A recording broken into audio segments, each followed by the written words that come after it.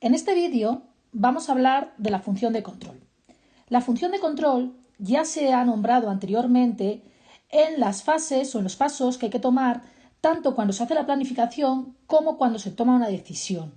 En ambos casos, la función de control sirve para verificar que se ha cumplido lo planificado, es decir, que se han cumplido los objetivos que habíamos fijado y que la decisión que hemos tomado al poner en marcha el proceso es la correcta. Por lo tanto, vamos a definir la función de control como la función que consiste en verificar o comprobar que todo salga como se había previsto.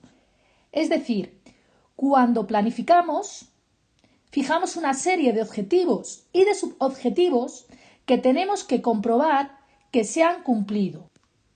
Y si no se han cumplido, hay que analizar el por qué no se han cumplido e intentar llevar a cabo mejoras que permitan alcanzar estos fines.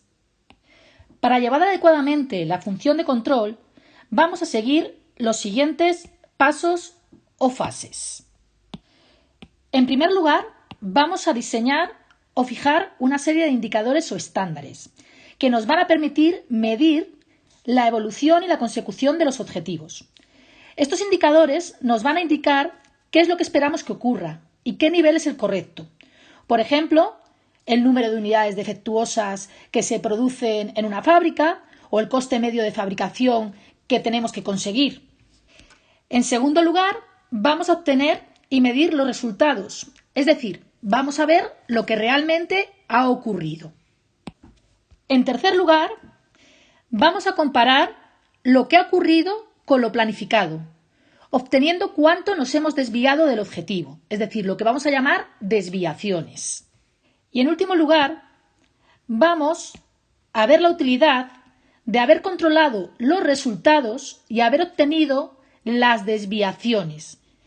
Esta utilidad la vamos a clasificar en tres tipos. En primer lugar, nos va a permitir hacer correcciones para reducir esas desviaciones. Toda técnica de control nos va a permitir aprender del proceso para que la próxima vez que tengamos que ejecutarlo se cometan menos errores, por lo tanto estaremos disminuyendo las desviaciones. En segundo lugar, quizás los objetivos que habíamos planteado no eran los adecuados y tenemos que fijar unos objetivos más realistas.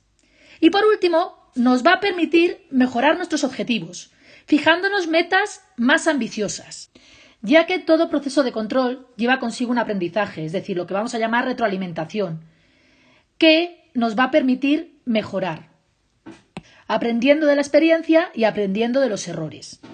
Y por último, vamos a hablar de cómo vamos a llevar a cabo el control, es decir, lo que vamos a llamar técnicas de control. Vamos a diferenciar tres técnicas de control. En primer lugar, hablaremos de la auditoría. Cuando pensamos en la palabra auditoría, nos viene a la cabeza auditoría de cuentas, y efectivamente es un tipo de auditoría. Es decir, es la auditoría de la contabilidad, de las cuentas de la empresa. Pero también hablamos de auditoría como el control de la planificación y gestión global de la empresa, así como de la rentabilidad que hemos obtenido de los recursos. Podemos distinguir dos tipos de auditoría. La auditoría interna que se lleva a cabo dentro de la empresa y es un mecanismo de control, y la auditoría externa que realizan personas ajenas a la empresa y que dan mayor fiabilidad a la técnica de control.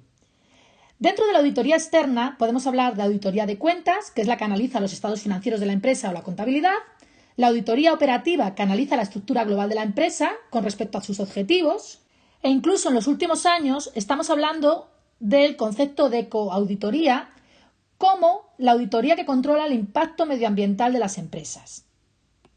En segundo lugar, vamos a hablar del control del presupuesto.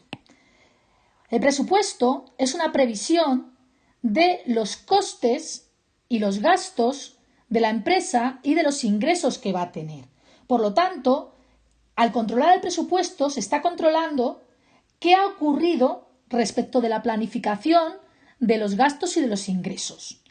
Y por último, hablaremos de la estadística, que más que una técnica de control, podemos decir que es una herramienta que nos va a permitir controlar a la empresa. ¿Por qué?